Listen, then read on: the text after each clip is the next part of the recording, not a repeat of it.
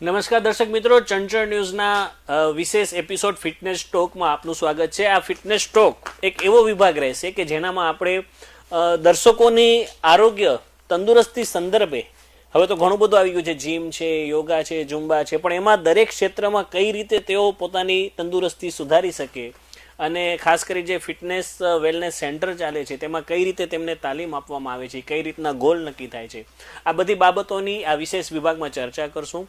અને આજે આપણા સ્ટુડિયોમાં આ બધી જ બાબતો ઉપર ચર્ચા કરવા માટે ઉપસ્થિત છે કોમલબેન પટેલ, કે જેઓ છેલ્લા 14 વર્ષથી આ ક્ષેત્રમાં છે, ફિટનેસ અને વેલનેસ સેન્ટર ચલાવી રહ્યા છે. કોમલબેન, આપનું ચંચળ ન્યૂઝમાં સ્વાગત છે.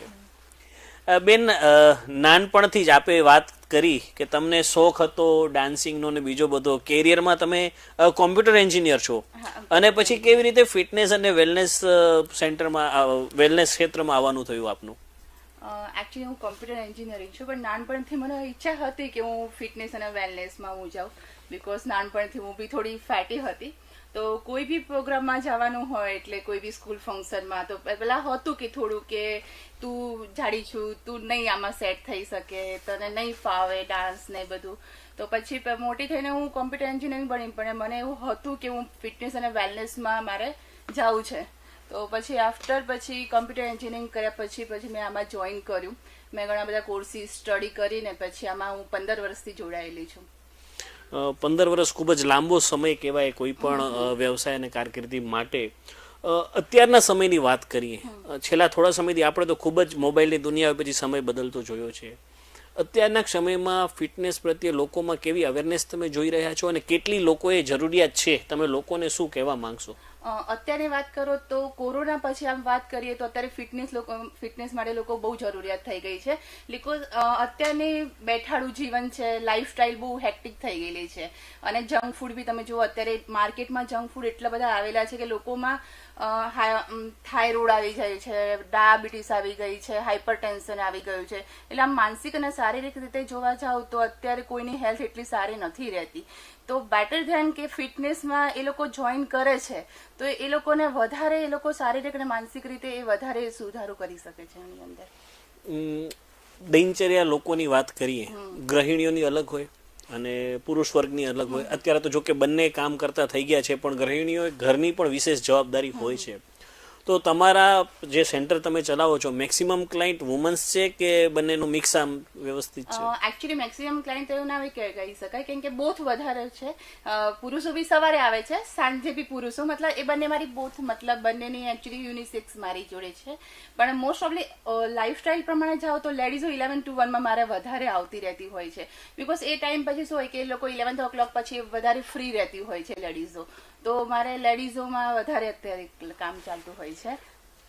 કોમલબેન, આપની પાસેથી જાણવા માંગીશ કે કોઈ બી ક્લાયન્ટ આવે છે, દાખલા તરીકે મારા જેવો, કે થોડાક ફેટી હોય કે બીજા કંઈક પ્રોબ્લેમ્સ, કેમ કે હવે તો બધાને નાનપણથી જ બીપી, ડાયાબિટીસ ઘણું બધું જ આવી જતું હોય છે 40 વર્ષની ઉંમરની એજમાં. તો કોઈ બી ક્લાયન્ટ તમારી પાસે આવે છે તો સૌથી પહેલાં તમે કઈ રીતે એને કન્સલ્ટેટ કરો છો અને કઈ રીતનું એનું આખું ટ્રેનિંગ સેશન નક્કી થાય છે? કોઈ એના માટેનું કંઈ માર્ગદર્શન આપશો? યસ, એ જ્યારે બી આવે ત્યારે એકચ્યુઅલી એનું કન્સલ્ટેશન કરીને પહેલાં એમની આખી લાઈફસ્ટાઈલ, કે એમને મોર્નિંગથી લઈને ઇવનિંગથી રાત્રે સૂતા સુધી એમની લાઈફસ્ટાઈલ કેવી હોય છે, એમનું ફૂડ કેવી રીતે હોય છે, એમને સ્ટ્રેસ છે, ઊંઘ પૂરી નથી થતી એ પ્રમાણે, તો આખી લાઈફસ્ટાઈલ અમે એના પહેલાં જાણી લઈએ છીએ. અને જાણ્યા પછી એમનું મોડિફિકેશન, લાઈક કોઈ ફેટી છે તો એમને કેવી ડાયટ એમને આપવો, કેવા વર્કઆઉટ્સ એમને આપવા જોઈએ, તો એ પ્રમાણે બધું મોડિફિકેશન કરીને પછી સવારથી સાંજ સુધીનો ડાયટ આપીએ છીએ. અને અમારા સેન્ટરમાં એ લોકોને જોઈન કરીને અમારા જો ટ્રેનર્સ છે, હું પોતે હોઉં છું, તો એ લોકોને આખા વર્કઆઉટના પ્લાન ડિઝાઇન કરીએ છીએ અને એ પ્રમાણે એમનું વેટ લોસ બી કરવામાં આવે છે. પણ મેઇન ઇમ્પોર્ટન્ટ છે ડાયટ.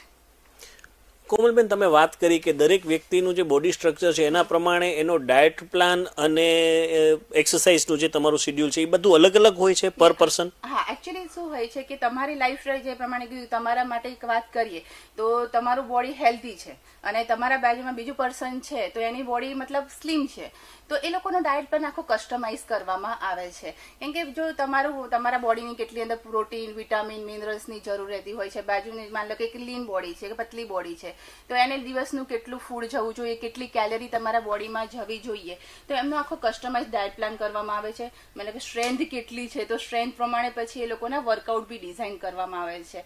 તો વર્કઆઉટમાં શું હોય છે કે એને સ્લોલી મતલબ પહેલાથી સ્ટાર્ટ કરીએ તો એમનું ખાલી એની સ્ટ્રેન્થ એન્ડ્યુરન્સ નક્કી કરવામાં આવે છે અને હાફ અવરથી લઈને પછી ધીરે ધીરે પછી એના એન્ડ્યુરન્સ અપ થાય છે.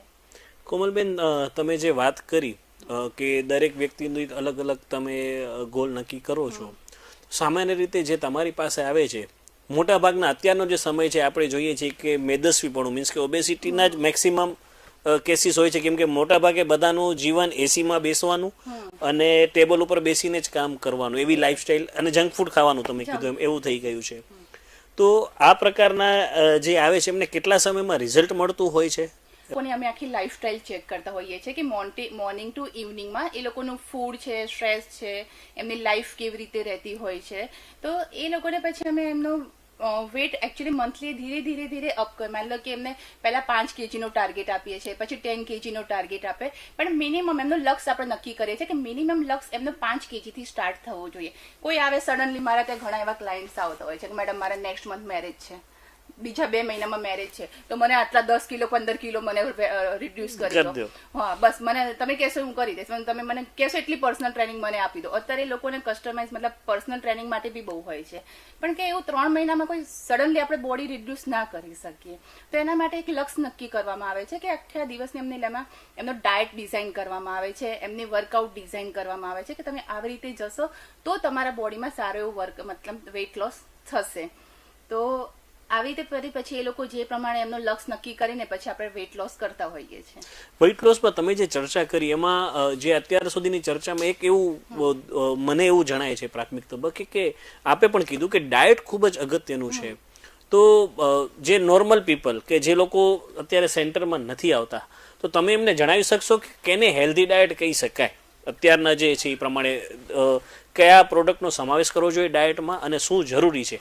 એકચ્યુઅલી પ્રોડક્ટનો સમાવેશ કરવામાં કહીએ તો ઘરની જ વસ્તુ બહુ સારી હોય છે. બહારની પ્રોડક્ટ તો બને એટલી યુઝ કરવાની. અમે જ્યારે બી ડાયટ આપીએ, અત્યારે તમે જુઓ તો મતલબ લેડીઝને કે કોઈ બી પુરુષને વાત કરીએ તો વેટ લોસ માટે એટલા બધા પાવડર બહાર નીકળી ગયા છે. આ લો તો આનાથી વેટ લોસ થઈ જશે, આ લો તો આનાથી વેટ લોસ થશે, પણ એની સાઈડ ઇફેક્ટ બી બહુ રહેતી હોય છે એની સામે. તો બને એટલું ઘરનું ફૂડ છે જેમાં ફાઈબર છે, મિનરલ્સ છે, પ્રોટીન્સ, વિટામિન્સ છે, તો ઘરના ફૂડ બને એટલા સારા તમારે લેવા જોઈએ. તો એ તમારા માટે સૌથી હેલ્ધી રહેતા હોય છે ફૂડ. કેલરીનો જે કન્ઝમ્પશન છે એ ડિપેન્ડ કરે છે ડાયટ? કેલરી કન્ઝમ્પશન બહુ ડિપેન્ડ કરે છે કે એ મેં તમને કીધું કે તમારી લાઈફસ્ટાઈલ કેટલી દોડ ભાગવાળી છે. લાગે ઘણા લોકોની બહુ દોડ ભાગવાળી લાઈફસ્ટાઈલ છે, તો એ લોકોને એ પ્રમાણે અમે કેલરીઝ આપતા હોઈએ છીએ. તો એ કેલરી બહુ જ મેન્ટેન મતલબ એ બહુ જ મહત્વપૂર્ણ છે. લાઈક ઘણા લોકો પતલા છે તો એ લોકોની કેલરી દિવસની મારે એ લોકોની આખી લાઈફસ્ટાઈલ જોઈને પછી એ લોકોને મારે ડાયટ આપવાનું હોય છે કે તમારે દિવસની કેટલી કેલરી તમારે જોઈએ છે. કોઈ છે વેટ લોસ માટે, તો વેટ લોસ માટે એવું હોય છે કે વેટ લોસમાં મારે એમને કેટલું દિવસનું ફૂડ કે 1200 કેલરી છે, 1300 કેલરી છે કે 1500 કેલરી છે, તો એ પ્રમાણે એમને ફૂડ અમે નક્કી કરતા હોઈએ છીએ દિવસની. કોમલબેન, તમે ડાયટ તો આપી દીધું ક્લાયન્ટને, પણ પછી ફોલોઅપ કરે છે કે નહીં? કેમ કે તમે એક્સરસાઇઝ કરાવશો, ડાયટ પ્લાન બનાવશો, પણ જો એમ થયું કે આજે આ સ્વીટ આવી જે ખવાઈ ગઈ તો બધી મહેનત પાણીમાં, તો એનું ફોલોઅપ કઈ રીતે આપ કરો છો? અમારો કોઈ બી ક્લાયન્ટ હોય છે તો અમે એકચ્યુઅલી એની રૂટીન રોજની અમે એકચ્યુઅલી એમને પૂછતા હોઈએ છીએ કે આજે તમે કયું ડાયટ લીધેલું છે. અને અત્યારે મારા ક્લાયન્ટ જે છે 1 વર્ષથી 2 વર્ષથી મારી જોડે જે હોય છે રૂટીનમાં જોડાયેલા હોય છે, તો કોઈ બી સ્વીટ ખાઈ લીધું હોય, કંઈ બી ખવાઈ ગયું હોય તો મને કે મેડમ મેં આજે આ ખાઈ લીધું છે, તો એના માટે બસ શું કરવું જોઈએ, તો હું કેવી રીતે કેલરી બર્ન્સ કરવી જોઈએ. તો આમાં શું હોય છે કે તમે કોઈ બી હેવી ફૂડ ખવાઈ ગયું છે કે કોઈ સ્વીટ બી ખવાઈ ગઈ છે તો એને 72 અવર્સમાં બર્ન્સ કરી દેવામાં આવે છે. જો 72 અવર્સમાં તમે બર્ન્સ નથી કરતા તો બોડીમાં એડજસ્ટ થઈ જાય છે અને ફેટને કન્વર્ટ કરી દે છે. એટલે 72 અવર્સમાં પછી અમે એમનો આખો ડાયટ પ્લાન ચેન્જ કરી દઈએ છીએ અને એમના વર્કઆઉટ ચેન્જ કરીએ છીએ અને એવી રીતે પછી એ લોકો કેલરી બર્ન્સ કરતા હોય છે. 15 વર્ષથી વધુ સમય આપ ફિટનેસ સેન્ટરમાં છો. કોઈક એવા એક ક્લાયન્ટ આવ્યા હશે ને કે ભાઈ અમારે પતલા થવું છે, જે કંઈ કારણ હોય પણ ન થઈ શક્યા, તો એવા ક્લાયન્ટને હેન્ડલ કેવી રીતે કરવા પડે છે કે એના માટે કંઈ સ્પેશિયલ રિસર્ચ કરવું પડે છે? જે મેં તમને કીધું કે એકચ્યુઅલી જ્યારે એવી રીતે આવે છે કે મેડમ હું આટલા મહિનાથી કરું છું, મારું વેટ લોસ નથી થતું, હું આટલા, પણ એ લોકોની લાઈફસ્ટાઈલ માની લો કે મેં તમને પહેલા કીધું કે એમની હું પહેલા પછી ફરી એકચ્યુઅલી એ લોકોનું કન્સલ્ટ કરતી હોઉં છું કે એમને દિવસમાં શું ફૂડ લેતા હોય છે, એમની લાઈફસ્ટાઈલ કેવી છે, સ્ટ્રેસ છે, ઊંઘ છે, એ લોકો બરાબર ફૂડ લે છે કે નથી લેતા, તો પછી રોજ અમે અઠવાડિયામાં વન ટાઈમ હું એમ લોકોને વેટ બી ચેક કરાવું છું, કેમ કે રોજ વેટ ચેક કરવાથી શું થાય, ટેન્શન આવે, મેન્ટલી થોડુંક ઈ રહે, અને એ પ્રમાણે પછી એ લોકોના વેટ લોસ નથી થતા. તો પછી હું 1 વીક એ લોકોના આખા વેટ ચેક કરતી હોઉં છું. અને એકચ્યુઅલી આટલા વર્ષથી ફિલ્ડમાં છું તો આઈડિયા આવી જાય કે આ લોકો કેવું ડાયટ લેતા હોય છે અને ક્યાં ડાયટમાં એ લોકોના પ્રોબ્લેમ્સ થતા હોય છે. ફિટનેસ સેન્ટરની વાત કરીએ, તમે 15 વર્ષ પહેલા સ્ટાર્ટ કર્યું ત્યારે આખો અલગ મહાવરો હશે, સાધનો પણ અલગ હશે ને અત્યારે તો ટેકનોલોજી એટલી અપગ્રેડ થઈ ગઈ છે કે તમે વોચ પહેરો છો તો એમાં પણ કેટલા ગ્લાસ પાણી પીધું, કેટલા પગલાં ચાલ્યા સહિતનું બધું આવે છે. તો આ ટેકનોલોજી સાથે કઈ રીતે તમે અપગ્રેડ રહો છો? અત્યારે આ બહુ નીકળ્યું છે કે 10,000 પગલા, તમે 10,000 પગલા ચાલો તો તમારું વેટ લોસ થઈ જશે, તમે આટલું પાણી પીવો તો તમારું, મતલબ ઘણા લોકો કહે છે પાણી પીવાથી આટલું વેટ લોસ થાય, ગરમ પાણી પીવાથી વેટ લોસ થાય છે.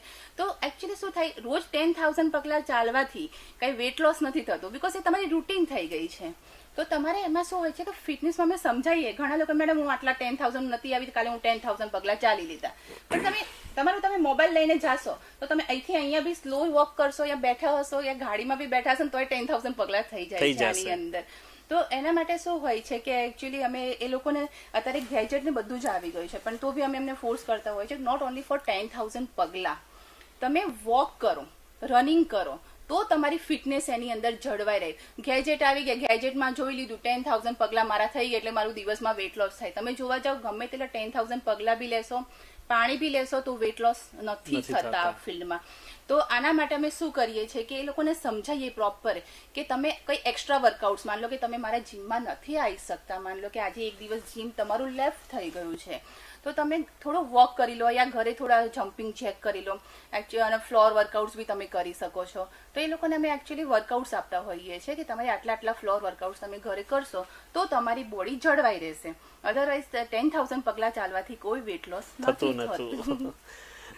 બેન, એક બીજી અગત્યની વાત કે તમે કીધું એમ તમારા ક્લાયન્ટે નક્કી કર્યું તે પ્રમાણે એ BMI પ્રમાણે એનું વેઇટ એચીવ કરી લીધું એને, ગોલ 6 મંથ, 3 મંથ, 6 મંથ ગમે ત્યારે, તો એના પછી એ કન્ટિન્યુ જળવાઈ રહે એ પણ એટલું જ અગત્યનું છે ને એનો ખ્યાલ પણ તમારે જ રાખવાનો હોય છે. તો તમે કઈ રીતે ક્લાયન્ટને સમજાવો છો ને આ વજન ઘટાડવું એ ઠીક છે પણ પછી ટકાવી રાખવું કેટલું અગત્યનું છે?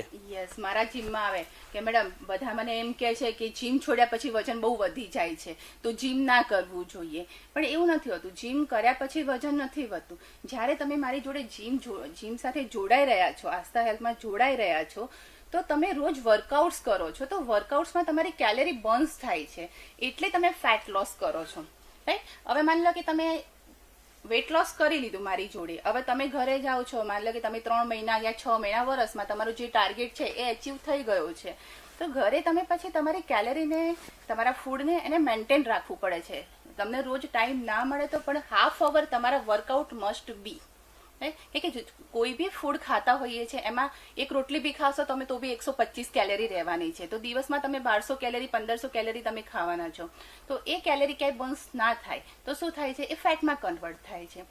તો તમારે એ ડાયટને મેન્ટેન રાખવાનું હોય છે અને એવું જરૂરી નથી કે રોજ ડાયટ મેન્ટેન, વન ડે તમારે ચીટ મીલ બી લેવું હોય તો તમે લઈ શકો છો, પણ બને એટલે મેં તમને કીધું કે જંક ફૂડથી બરાબર એને થોડું મતલબ દૂર રહેવું જોઈએ અને વર્કઆઉટ મસ્ટ બી કે 30 મિનિટ્સ તમે વર્કઆઉટ્સ કરો તો તમારું બોડી મેન્ટેન રહી શકે છે આની અંદર.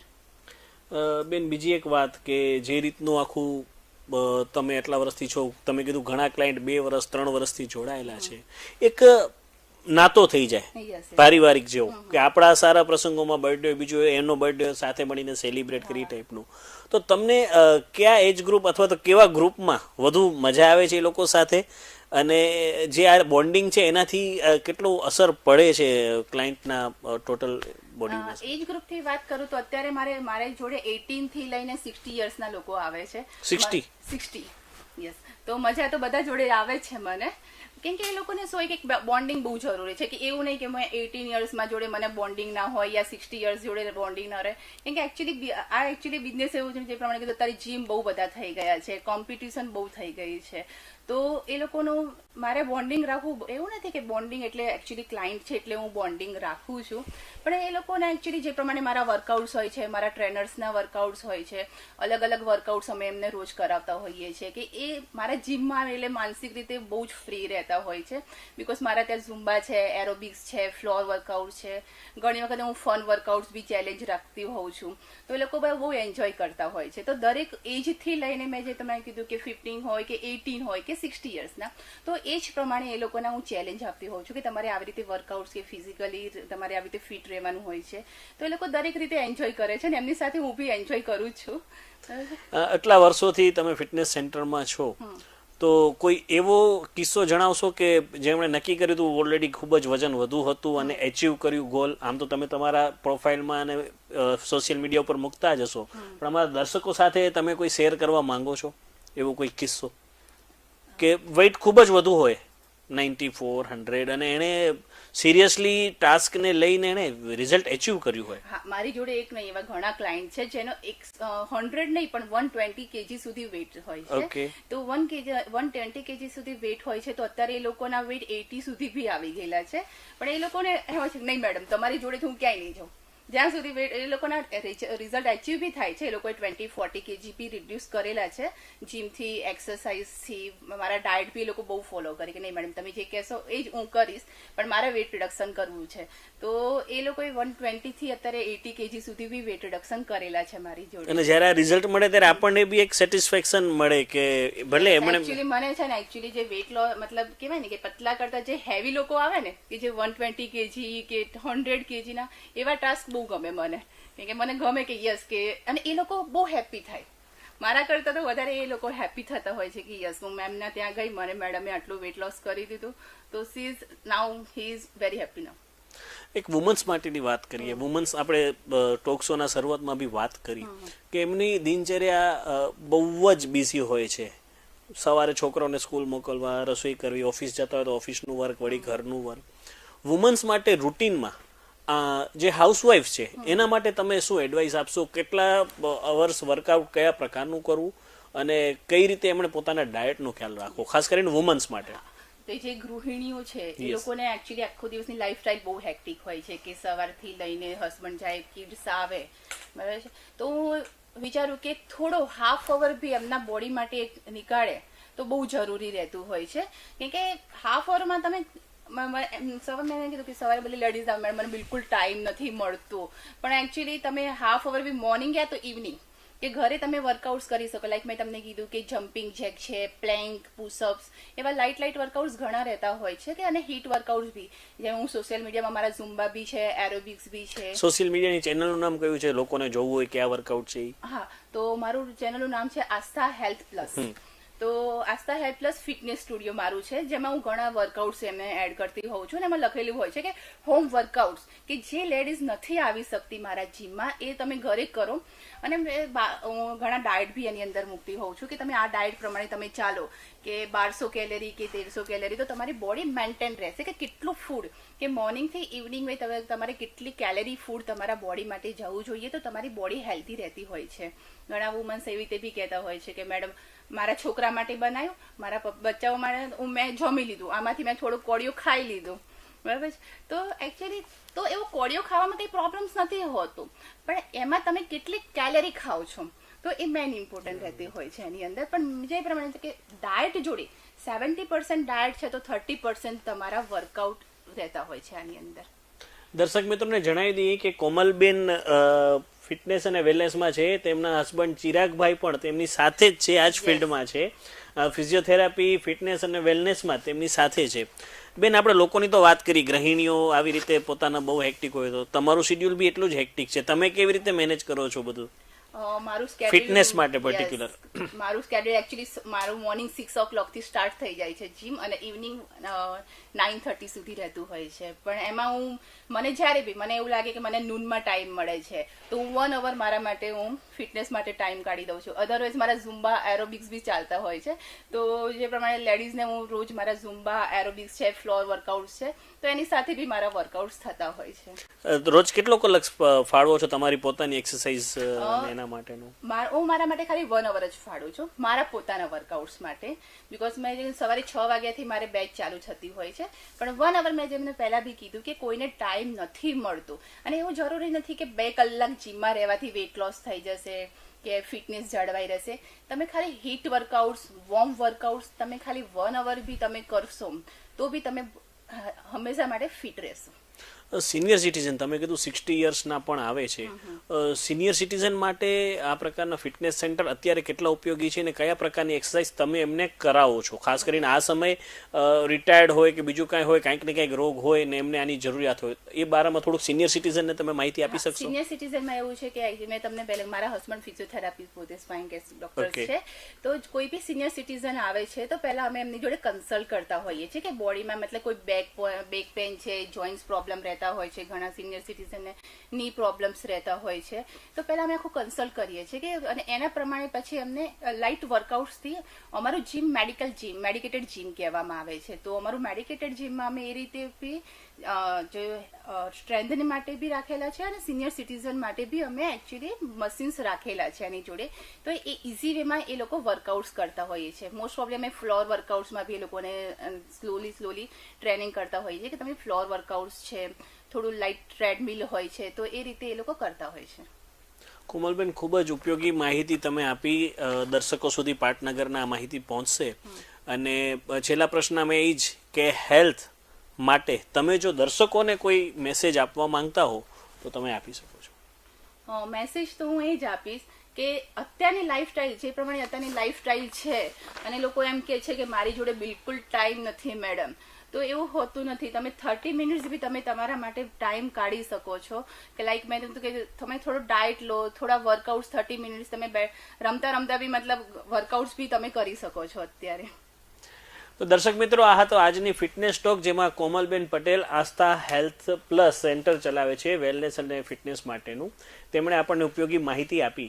ફિટનેસ ટોકમાં વધુ નવા એપિસોડ સાથે ફરી ઉપસ્થિત થઈશું. ત્યાં સુધી રજા આપશો. નમસ્કાર.